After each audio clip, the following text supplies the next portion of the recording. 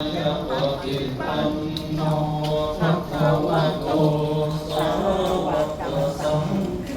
นิอัตถะปุริสะภะคะเยสะภะคะวะโตไนโยทังกินัยโยทันชะมิกุตรังปุญญาเอตังจาจารณสัมปันโนสุขโตโลกวิทูเจ๊ นุตตรโปุริสธรรมสารติสัทธาเทวมนุษย์สา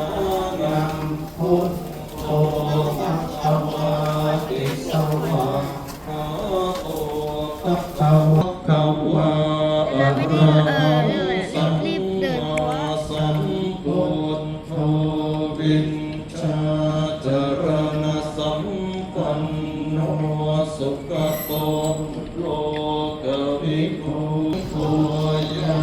ยะปฏิปันโนภะคะวะโตสังฆรังปุญญาเกตังโลกุตโรปุริสธรรมสารติสัมภะเทวมนุษย์สานังอามิโอเอริมันตังเอริมันโอนิโยอิกรังโย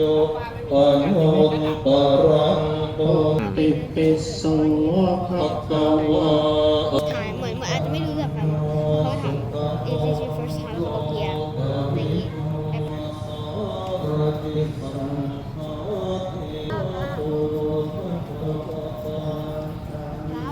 ปฏิปันโนภะคะวะโตสาวกสังโฆอุชุปฏิปันโนภะคะวะโตสาวกสังโฆยายะปฏิปันโนภะคะวะโตสาวกสังโฆสามิจิปฏิปันโนภะคะวะโตสาวกโตอาหุไนโยอาหุไนโยสาธุกับน้อมระลึกนึกถึงพระธรรมคำสอนน้อมระลึกนึกถึงพระสงฆ์สาวก